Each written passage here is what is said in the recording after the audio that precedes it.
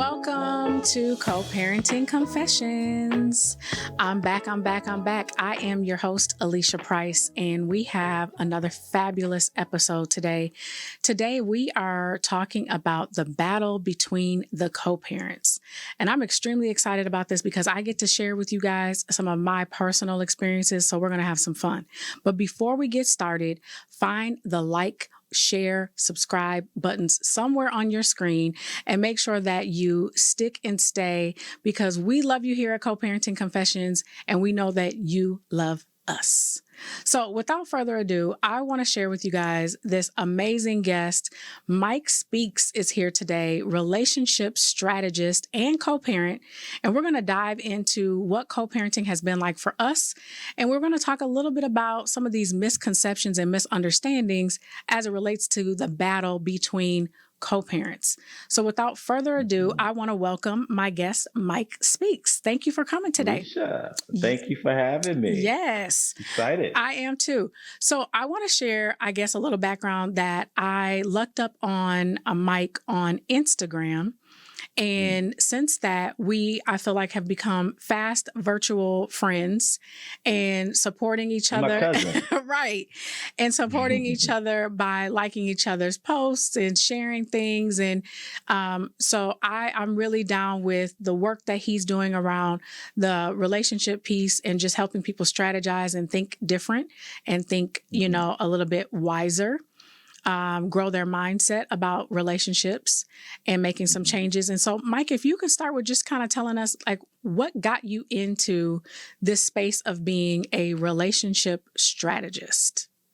Yeah, I was an expert relationship failure, right? So it took me so many years to really figure out what the hell was I doing wrong. After being married at a stupid young age of 22, and then being married for 10 years, we had no real chemistry. We had some compatibility, but we weren't really friends, right? So that friendship foundation wasn't there.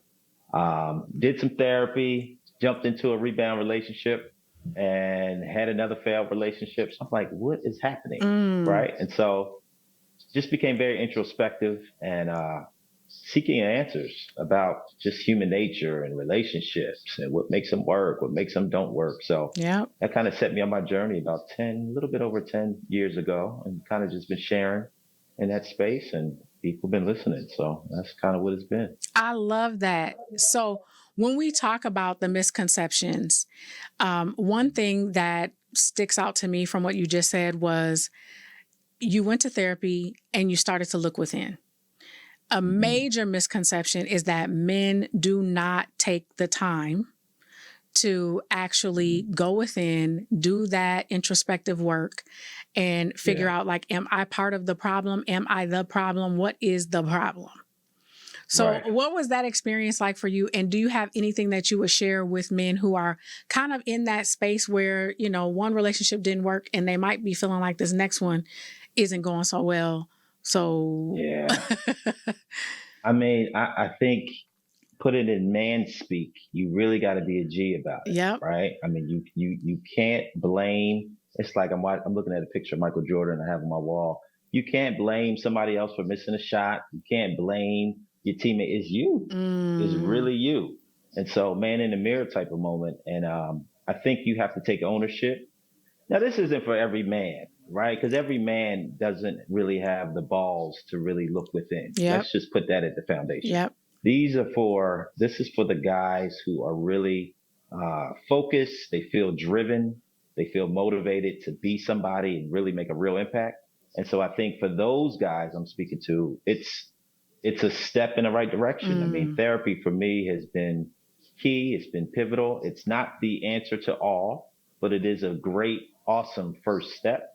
Because then once you see a jump, you got to do something about it, right? So therapy usually holds a mirror up so you can see what you've been doing wrong or gathering different perspectives. But then what the hell are we going to do about that? And so that's the work. That's part of the work. Yes. So I encourage guys to, start the work. I mean, that's like everything that happened for me as well. And the other misconception and things that I've heard is that, women don't take accountability.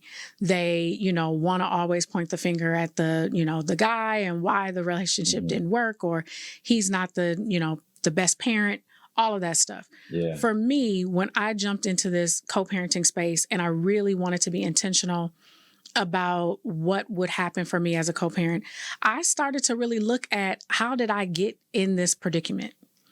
And a big eye-opener for me was I was no longer the girl that my son's father dated prior to becoming a parent. I cared about different shit. There was a lot of stuff that I was just like, now that we're parents, you're not going to do here in the house. This is the type of environment that I want to have for our baby. And so I changed. The girl that was cool and like down for whatever was all of a sudden like the warden, Right. Responsible. Yes. And so when I go back and think, wow, and just to be transparent, what made me start to really look at that was like, why was I cheated on? Why had I been cheated on more than once? And it would have been nice to just say, this is only his issue. And a lot of people will say that, like, this has nothing to do with you and everything to do with me. But we were in a relationship. And if I could take credit for the good things that happened, then why wouldn't I take credit for some of the things that didn't go well? And so I had to start to look at myself also, like what was different about me? What was he seeking outside of the relationship? And I came to this quick realization that like, hey, sis, you is not the same girl, period. I didn't look the same. Let's get that out the way. No, because I gained a whole lot of weight when I got pregnant. So my ex did too. So number one, I did not look the same. So I did not feel the same. I did not show up the same. And then I all of a sudden cared more about being a mother and protecting my child than I did about the relationship. Before the most important thing to me was us, and so there are a lot of things that changed. Very common, I think, especially for new moms. You got this new thing that you're responsible for, and you just throw everything at it. Yep. Your attention, your affection, your time, your emotional energy, everything. And then the guy sometimes can just be on the sideline, like, yo, almost like a bystander. Like, can anybody pick me up over here? But it happens. It's real. And I think you got to have somebody who is, I often say relationships are grown folks' business. You got to have somebody who is emotionally intelligent enough to understand what is happening, the changes that you're going through as a wife, as a new mom I met, and how you're trying to bond with the baby and still balance. It's a lot. It is. It's some grown folk shit. It really is. It's grown folks' business. I love that you said that. And yes, EQ is so important. Emotional intelligence. If anyone doesn't take anything away from this conversation today, I definitely would say, if you've never heard of emotional intelligence, or you think you are just, an Einstein in the space, do a little more work. Do a little more digging. Emotional intelligence is extremely important. And one of the things that I think that we need to be passing down to our children and be really mindful and aware of how we show up in the co-parenting space, so that we're modeling the right things around that social, emotional support and interaction. Absolutely. So important. I love that point. My kids are bust in a room and I may be talking to one and they'll just bust in the room and start talking. I'm like, read the room. Yeah. Read the room. What is happening? We're already engaged. I need you to relax. And then they'll be like, oh, my bad. Right? So exercising that muscle while they're young. Absolutely. Yeah, so important. So as we dive into the misconceptions and misunderstandings of co-parenting, today I saw a clip where Tyrese is in an interview, and much of us know that Tyrese has been very vocal about his divorce, about the disappointment of that relationship, almost in a way how he was blindsided. He thought that the marriage was going well, but all of a sudden, not so much, to the point of being divorced. And he has been publicly very vocal about the demise of that relationship. And almost to the point where, people are like, get over it already. Like you're too emotional. You're showing up a little too wounded. I love it. I love the space that too. he's in. I ain't gonna lie, I do I'm too. here for it. Like, Tyrese, come on, man. Like, I love it because a lot of what he's saying is so real. And I think women who don't want to take accountability, or men who have been told that showing your emotions is not okay, they're not comfortable with this, the EQ space, that emotional intelligence. But what I saw today was him being asked, does he think he would ever be able to be cordial, be, cool, quote unquote, friends with his co-parent? And he said no, instantly. And doubled down and said, because I have never been so blindsided or disappointed by a person to the point where there is no trust whatsoever. So no, I would never be able to be cordial. The misconception behind that is people seem to think that co-parenting equals we're friends, we're cool, we get along. Hell no. Hell no.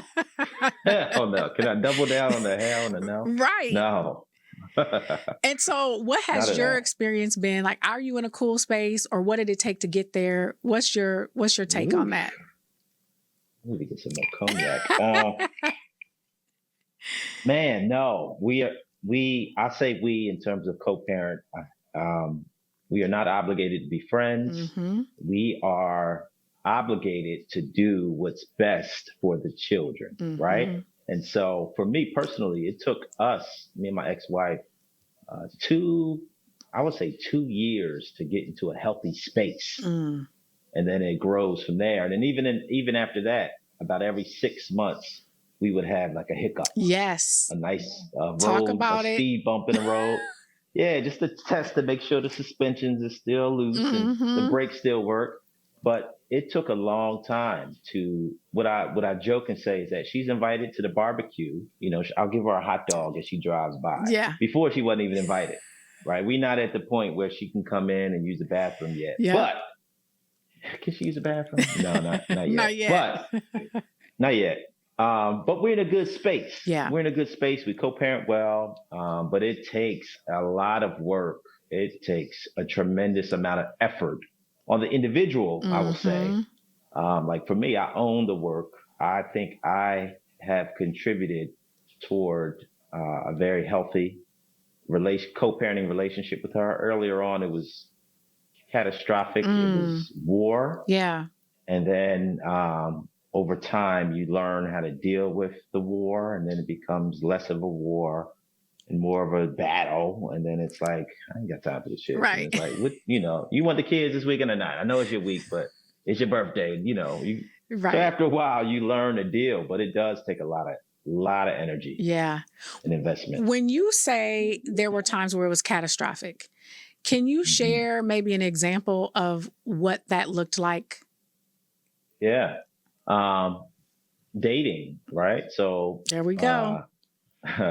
My divorce took 2 years to finalize. So my first year, I didn't do any dating. I just was kind of reorienting my life and put my life back together. And then once the divorce was final, I was dating. And so when I would drop the kids off, my then girlfriend, would be in the car with me, right? Because she knows the situation. Yeah, we did it. We went there. So I'm like, I remember one time specifically, we were dropping the kids off at the library. And so it was me, it's her, the kids are in the back. And so she opened my door. Don't touch my car, number one. That was my mindset back then. Yeah. Don't touch my car. I'll get it. She opened the door and she said something spicy and then slammed my door. Right. And so my partner at the time, who handled it very maturely, was like, look, she got one more time before it's a whole nother situation. And so just navigating those spaces where there's feelings on one side still, feelings are alive, and they may not be love feelings, they may be hate feelings at this point. They may have caterpillared into the butterfly of hate, but it's still some feelings, right? For me, feelings was dead. I'm the one who pushed the divorce across the finish line, but the feelings were dead. So it was just really learning how to get past and manage those moments. After that experience, I said, okay, I'm not going to do that again. Yep. Let me drop the kids off by myself. Let's manage and not create additional situations. But I mean, that's just one off the top that I can remember. It was visceral for sure. And thank you so much for sharing that, because so I have a similar situation. But one thing that you said was that happened. So you got that energy back. And then you were like, yeah, not going to do that. Right. A lot of people then double down. So if that pissed you off, now what I'm going to do is continue to show up how I want to show up, because you don't run me. And just because it pissed you off, you're not going to control me. And that just further, like creates these unnecessary they're actually issues. Controlling them. Yes. Like in that scenario, they are 100%. I do something. You don't like it. Oh, I'm going to do it again because you reacted. So you are actually controlling me. Yep. If I move, you move. Just like that. Period. So, I got a buddy going through that right now. He's been divorced. Has it been almost 2 years? Yeah. And he's at that space where he's trying to navigate that exact tug of war. Yeah. You don't like this. Oh, and then I'm like, bruh, you got to do whatever you want to do, irrespective of what she's going to do. Yep. You got to learn and develop that muscle, but it is hard as hell. I ain't gonna lie. It totally is. I used to have a very similar issue where I felt like it was inappropriate to show up to my home. Now, if you're picking up and dropping off at the library, I really can't tell you who to have with you and what to do. But in this case, my son's father used to bring the new girl to my home to drop my child off. And I'm like, dude, like, come on, because this is not going to be the only girl. And so everybody you date gets to learn where I live. And then when you have the fallout with that person, they know where I live. If, say, for instance, because I'm at this point, I'm like, I know how you move or how he used to move. So it would be like, yeah, you might be gone from her for the next 2 days. And she's sitting over here trying to figure out where you at. Now you got her rolling around my house thinking you done fell back or something. Right. So it's just too much. It's too much information. And I didn't want to be involved in that way. And I had a hard time in the beginning with him not respecting that or understanding that. I was going to say, how did you communicate that to him? Because I got a theory, but I want to hear that. Well, I for sure said, I don't feel like, these new people that are your friends should know my address or be privy to where I stay. And I gave some examples around how, drama could happen, beef could unfold, and it just didn't feel good for me. Now, there would be, like you said, the 6 months go by, everything's straight. Then all of a sudden it's like relapse. But on, I believe it was episode 1 of this actual podcast. So y'all go check out episode 1. My co-parent's on there.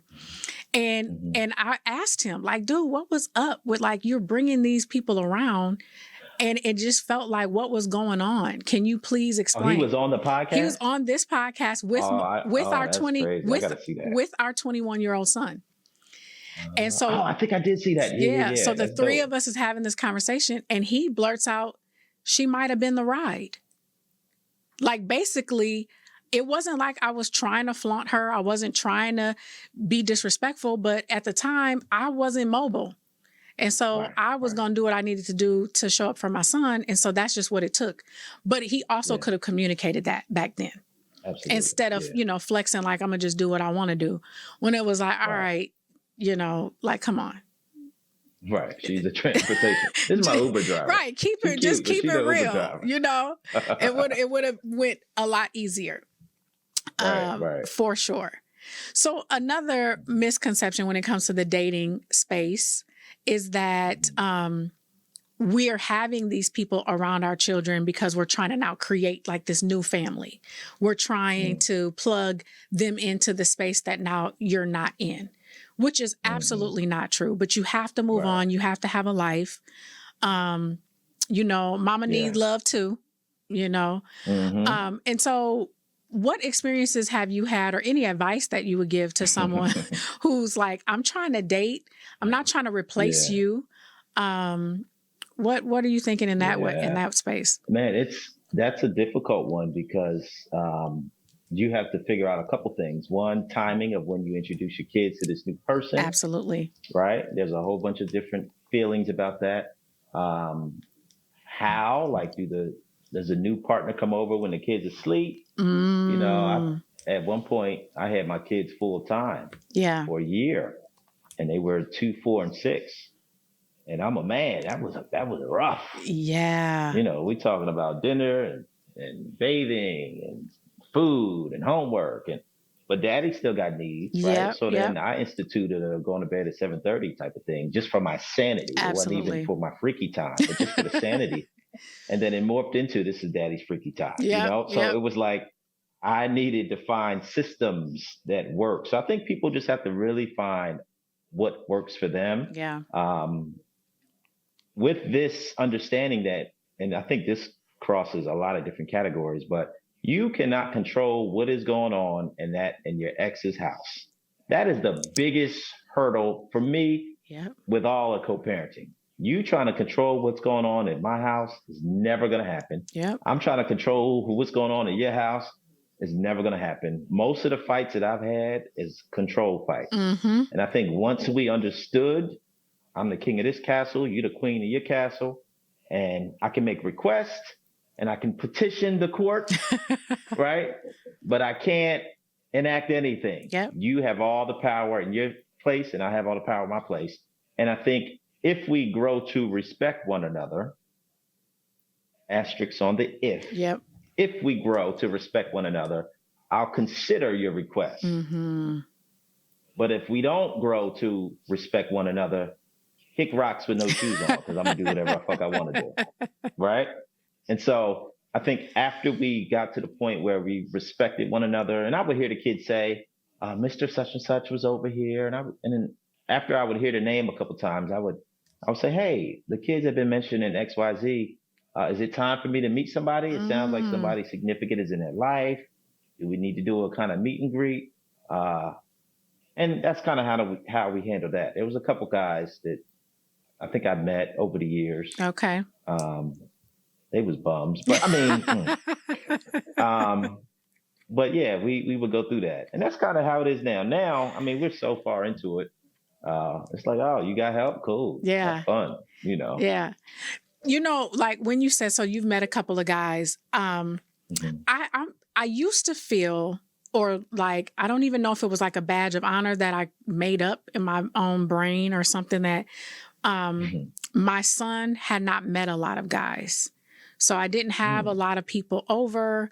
I'm more of a relationship person, I think. So it wasn't like I dated a whole bunch of people. And so my son's father has never seen me with a guy that I was dating. I have never formally introduced him to anyone. Wow. Yeah. And have you had significant relationships since him? Yeah. How do you do that? Yeah. It's very, very interesting, right?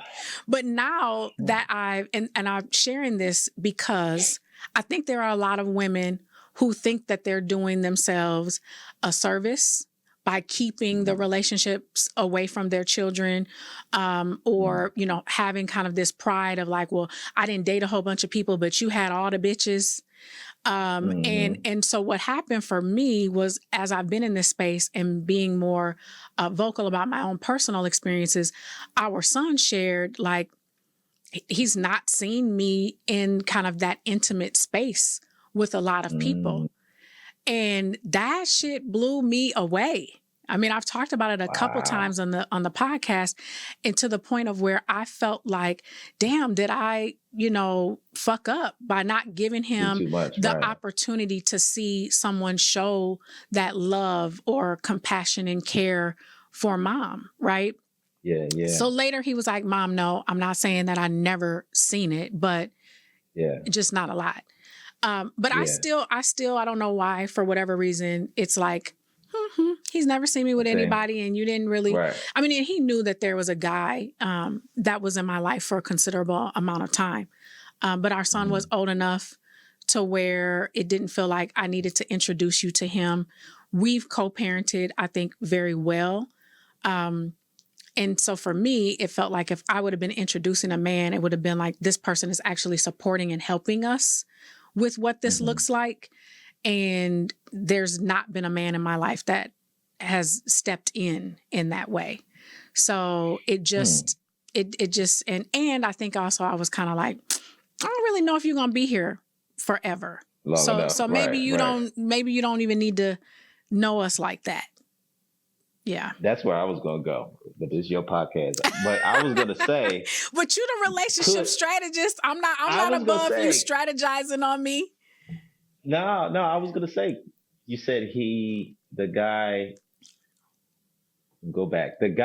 was supposed to come in and help, and you didn't see anybody in that space. Was there an opportunity for him to even be in that space? Probably not. Like, was the door open? Mm-mm. Right. Because I have also, so that's a great question. The door was not open. I have always, and I think very, much so, presented myself as like, I got this under control. And so I don't need you in that way, which is also, for the single moms out there, another reason why I think I have been single for, I was gonna say, not healthy, for quite some time, because until I learned how to allow men to see how they could provide value and how they could be of support to me. I've always presented like, she's together and she's got it, right? And I thought that was a really good thing. But as I started to do more work and become more emotionally intelligent in this space, I recognized how important it is that if I want a man to be in my life in that way, he has to be able to see his way into my life. Like if I can take care of everything all the time, what do I need him for? He needs to know that I need him. So. And we want to see your feminine side, which is so hard to do. I get it. Because you're in mommy mode, you're in strong Black woman mode, you balance the world on your shoulders. But I think for the guys who are up for that challenge, right? Figuring out a way to enter the scene and lessen or lighten the load. How can I lighten her load, right? And it doesn't have to be big, major things. Hey, did you eat? Hey, what's going on with your son? Does he need transportation to a sports game, or what you doing this? Or just reminding you, I think sometimes for the sapiosexual folks who are interested in people fucking their mind before they just fuck their body, there's 1,000 ways you can fuck a woman's mind that will just give her a life orgasm. Help her think about herself. Help her relieve her mommy guilt because she wants to spend that money on a bag and not buy little junior sneakers. That's okay. Right. That's okay. Right? Tell her to go get a manicure or pedicure, pay for it. Figure out a way so she doesn't have to be strong. And I think some guys show up sometimes not with that mindset. And, that's real. I've dealt with that's a whole nother. That's real. Yeah. I remember seeing a clip of, I believe it was Wallow, and he was talking about the best thing that you could do. Like, how many women can tell you that they've been on a date to Target? Like, you just take them to Target and tell them, like, ball out. Fill up the fill up the cart.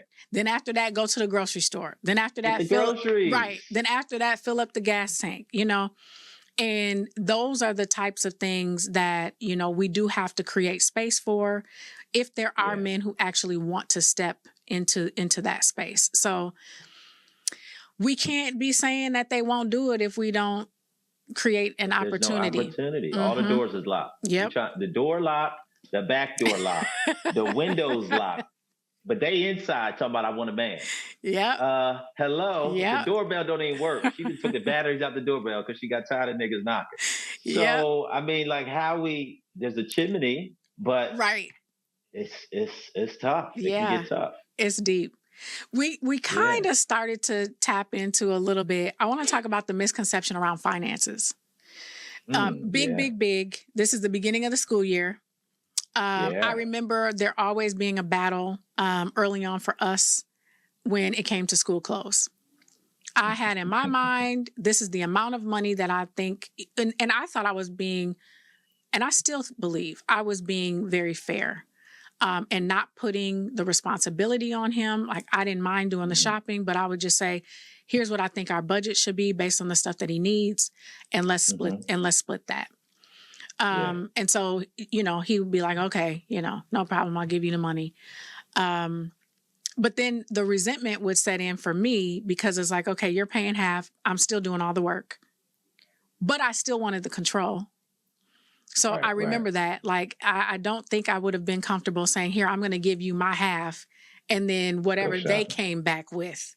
So I still wanted to control that. So after a while, I started to realize, like, if you want control of these things, stop complaining about certain stuff, So we got good there.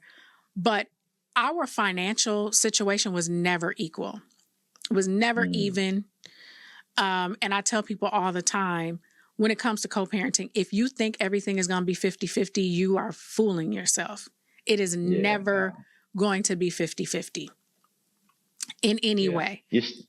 As a matter of fact, it almost shouldn't. It shouldn't, because I think that's the beauty of having both parents, is that one should lean in on certain subjects, certain areas, that they're more experienced in or more equipped to support. But the finances is where it's always an issue. It's where the drama happens for people. What misconceptions have you seen that are common when it comes to finances? I mean, you hit it on the head that everything's 50-50. That's one. Extracurricular activities. Oh, that's a good one. Who pays for them? She want to do gymnastics. Well, then put her in gymnastics and eat it up, because all the gymnastic dates on your weekend. So go ahead, right? You can be petty like that.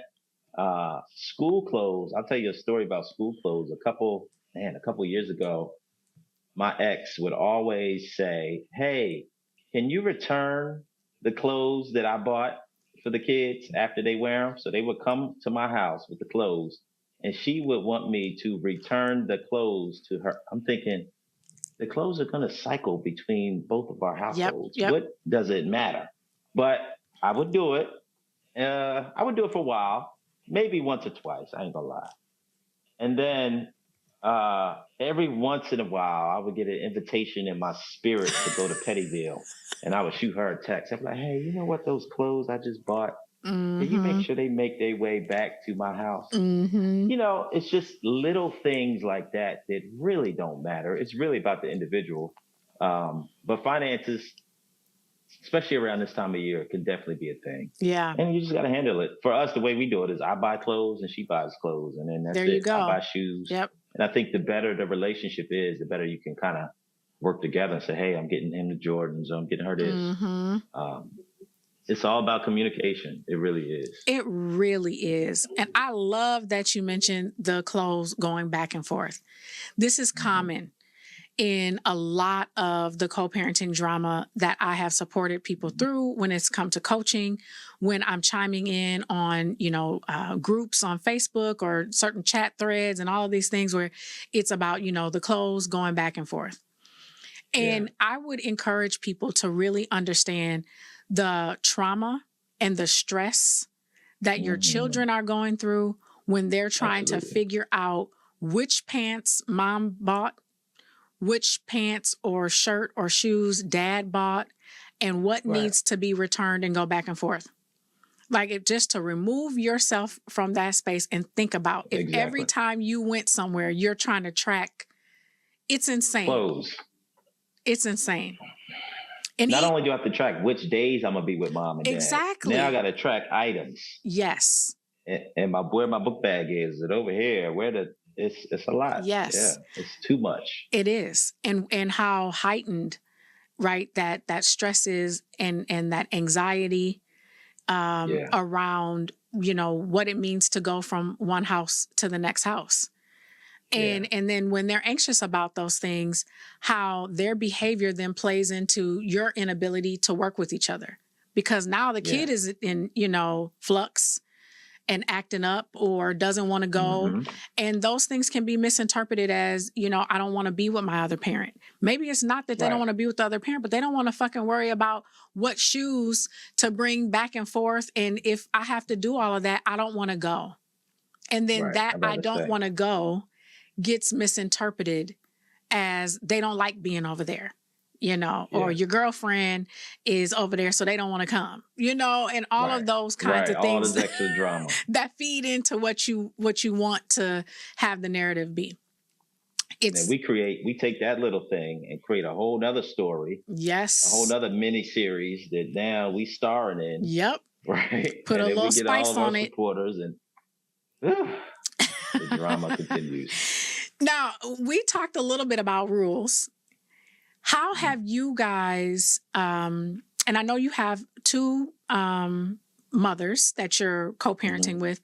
What has your experience been when it comes to setting rules, that would, I think, blanket across both households? Like rules such as bedtimes.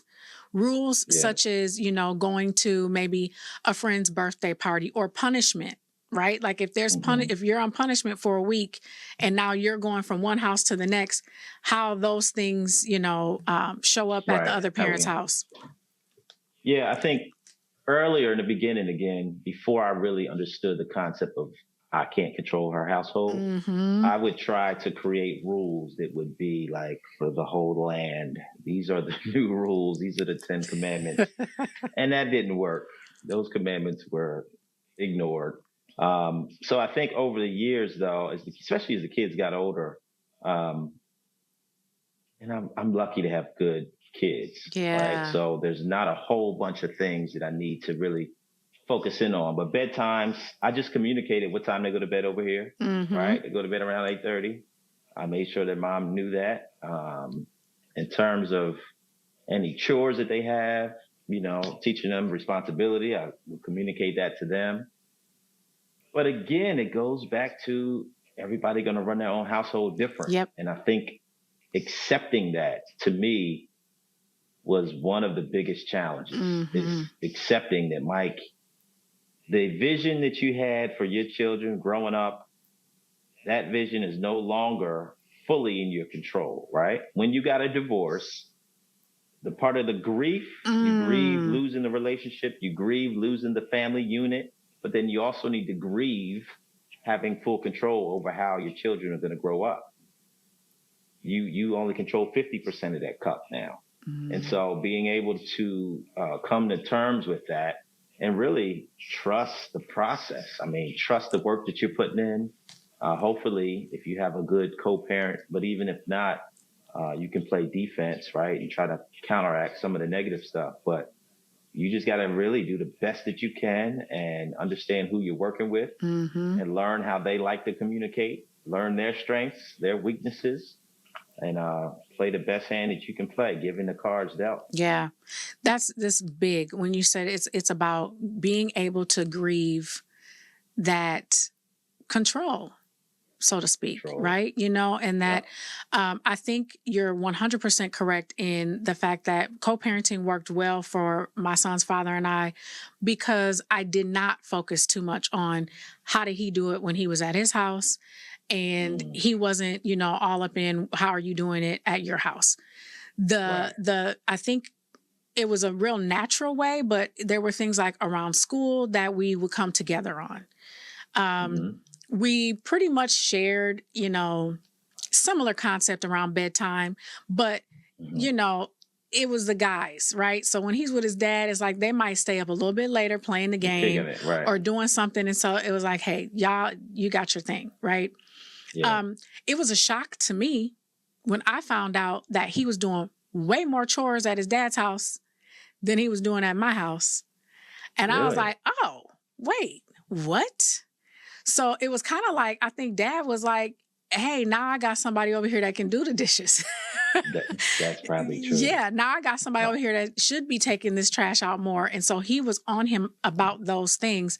Whereas me, a bit more controlling and wanting things a certain way, wanting it done when I wanted it done. So I would just do things. rather than, be on him all the time about what he needed to do. So that was a real eye opener for me and a major misconception. I thought he was over there being lazy and trifling with the dishes and everything over at his dad's house. And then it was like, newsflash. No, he washes the dishes every night. Right. And Mr. I was like, Clean. wait, how can I be down? So that was. Did you increase his chores at home? I didn't. No, you mommy mode, right? Right. I didn't. And I'm so open and honest with that kind of stuff. Like, it's a personality thing for me where eventually, though, I did have to, and I will share this with moms also, especially boy moms. They are not going to do it how you want them to do it. And in order for them to learn, you have to let them do it. Yeah, and absolutely. You cannot go behind them and fix it all the time. Sometimes you just gotta let shit be a little raggedy so they can build up that self-efficacy, so they can feel confident in their ability to try. If we go behind them and fix things every time and scold them about it not being quite how you would do it, then it enables them to not be as confident and or to not want to try. And so they will just fall back and let the women around do it their way. So that is something that I learned really early on, to just, you made up the bed, good job. Now next time I will be like, okay, so you made it up. So this time let me show you another way to do it. And, teach you. Make sure the pillow's on the bed this time. Exactly. But other than that, you're good. And so that was the thing for me, around personality. Also, what it helped me to see is how much I took away from his father in those spaces as well. Yes. Because I would have done the same thing. I would just do it myself. And I think there's a play though, right? There because is. He would do things. He would do the trash. Now you don't have to do the trash. That's true. The yin and the yang. That's true. But I feel like what I taught myself about the way I showed up in that relationship is that there are ways he could have helped me and he would have helped me had I given him the opportunity or the space to, instead of like, oh, he's just not going to do it how I would want to or how I would want it done. And then having resentment about it later. And those are some of the things that built up, where, and I remember hearing one time, like, I've never gotten to pick out furniture. I've never gotten to organize the furniture in the house. I've never had a say-so in those things. And I took that for granted, like that you wouldn't even care. You wouldn't want to. I picked it out. I think it looks nice over here. I rearrange it how I feel like, and so those are things, that matter and that our kids pick up on and see as well. So, yeah. So, what's interesting about that is, as you're talking, I'm thinking, have I ever been in that case, that situation? And I haven't, because I put a lot of energy. I used to be a beta male. I used to have no backbone. Whatever people say, be a people pleaser for about 10 years of my life. And then I worked my ass off to become who I am today and really have presence and thoughts and confidence in myself. Right. So now I would never allow you to pick all the furniture in the house without an input. Now, here's what I'm saying. I would say, hey, babe, what do you think? I like this over here. You're like, we're going to get that. Well, let's talk about that. Yeah. Let's talk about it, right? But I think guys, man, I think it's a conversation too around their leadership.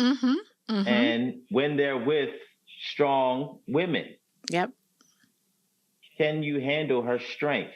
Yep. Without feeling intimidated, without cowering down. Yeah. Right. Yeah. For me, I love it. I think it's like a pilot and a co-pilot. So I think it's a beautiful thing, but I'm learning everybody can't handle that. Yeah. Right. And I don't think the solution for women is to not be strong. I think it's actually I think they need to figure out how to transfer that strength into a way their man can digest it. So instead of saying, babe, you never take out the trash, like, babe, I just love it when you take out the trash. I love it when you show up like this for me because I can do it myself, but I love it when you do it. Oh, okay. Let me go take this motherfucking trash out. Right. Or whatever the case is, right? Yeah. There's a way that you can play on our ego because it's so fragile. Yep. It's so fragile. Play on that ego. You can have us painting the fucking roof. Right. At 12 o'clock at night. And I talk about that a lot where I think that women don't necessarily know the power that they have and the tools that are readily available. A big one for me, and I know this is going to be something that I would love for you to come back and talk about, is delivery. Oh. And, it's not, like they say, it's not what you say, it's how you say it. And absolutely. I just said to somebody the other day, I'm ready for ladies to come back. We got enough bad bitches. Just, the sassy, I'm who gonna check me? I'm gonna check you. And, right. And just that whole way of trying to be in control. I think that's huge when it comes to the co-parenting. And the misconception, again, of like, you have to be in control and be this hard person. A big piece of the dynamic 4 that I talk about in my book is vulnerability. Like, if you would be vulnerable and say, hey, you know what? I don't know how to do this. And that's right. why I'm asking you. Instead of what right. you don't do is, and I'm sick of you never do this, like say, I need help in this space. This is hard for me. Or I actually know how to do it, but my plate is full with all of this other stuff. And so if you help this way, it would really take a load off for me. And I would appreciate that. Like actually being vulnerable and communicating and being clear when you're trying to deliver that message. I talk about it all the time. It's like money in the bank. When you need to finally make a deposit, your co-parent is going to remember those things. It's huge. Absolutely. That delivery is huge. What I do too is and you can't always do this up front, but after you get into a healthy space with your co-parent, develop small talk. Mine is always centered around an issue, something that I need. I ain't just checking in just to be checking in. Yep. But if I'm going to check in about something, I'm like, hey, how's it going? Such and such needs, da-da-da-da. That how's it going to me is small talk. I don't really care about your day. Yep. I'm not asking how your mama is. For me, but I'll be like, we can be cordial, we can be light, and but just letting you know that it's not all serious. Say hi instead of you need to pick up Kim at 4 o'clock. Say, hey, good morning, have a good night, thank you, no thank you, I appreciate it. Those little gestures definitely add up. Yep. And I tell people too, and I think this is a really good point, is I tell people to err on the side of concern. Because they think like the small talk is like, how was your day? How are you feeling? I don't want you to think I like you. Right. or now he's asking me that, what does he want? Or what does she want? Right. And so you get on that attack mode, defense mode. Right. So I tell people like, ask questions of concern, and know that it's leading to something that you actually care about. So a good one is like, are you well? That matters a lot. Absolutely. And if that is a good, that's a good question. It's not how was your day? Are you well? Yeah. Right? Because if you end up saying, actually, I've been having these really bad headaches and this is what's going on or whatever, then now you got some information that's actually important for you to have. Absolutely. Right? So erring on the side of concern, I think is helpful when you don't know how to be in that cordial space. And, I want to double down on something you said right before this around dating and asking your man, what do you think? That simple question. Yeah. I remember getting that question. I can almost remember. I got that question twice from my dating experience. And it stands out because it puts so much emphasis on my thoughts. And you care about what I think and you want my leadership. It's a cheat code, low key. Even if you don't care what they think. Yep. Just say, what do you think about XYZ? Yep. And just wait. I'm like, wow, this motherfucker actually cares what I think. Well, I think. Right. And you become a philosopher. Yeah. But that's a good way to get your man involved. Yep. And boost his confidence and ego. Yeah. Another cheat code, since we're throwing cheat codes out there, to me is to actually just shut the fuck up. Please. So, and I mean, it sounds harsh for people, but literally getting comfortable with the silent spaces or getting comfortable just listening.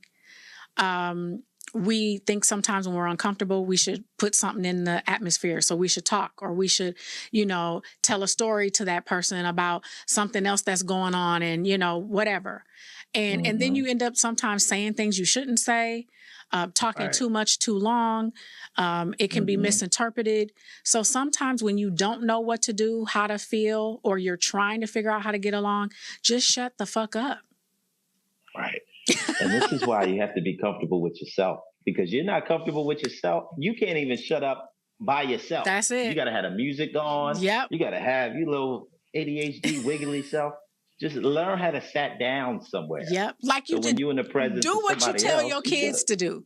Go sit down somewhere and be quiet. And be quiet. Just for a little bit. Turn that music off while you're doing your homework. Yeah. Yes. I love this. Mike, thank you. This is so awesome. We have to do a part 2 because we have a whole list of other questions to jump into. And I think it would be awesome to do a part 2 where maybe we go live and get some questions from people and get people chiming in and talking with us. So if you're down, I'm down. I'm down. I thank you so much. Thank you for having me. Yes. And you guys check out Mike Speaks, the relationship strategist. He's got some amazing things going on. His information is on the screen, so you can email him, tap in, and find out what he's got going on. He's got a course that's out right now that's helping you as it relates to your relationship and being able to strategize and grow your mindset and learn a little bit more about what you might need to do to move forward to have these successful relationships. So be sure to tap in and check out everything that Mike has going on. And again, Mike, thank you so much for your time today. Thank you. I appreciate you. Absolutely, anytime. Yes. And then everybody, Co-Parenting Confessions, the audience, listen, today we talked about some of the misconceptions, the misunderstandings, things that are common. If you take anything away from today's episode, we were 100% highlighting emotional intelligence.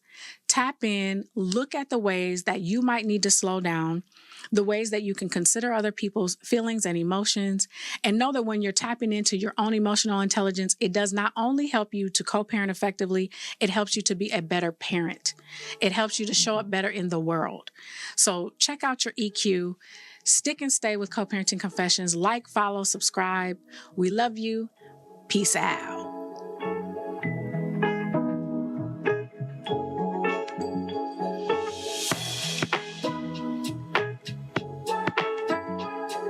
NBC. No relation to NBC.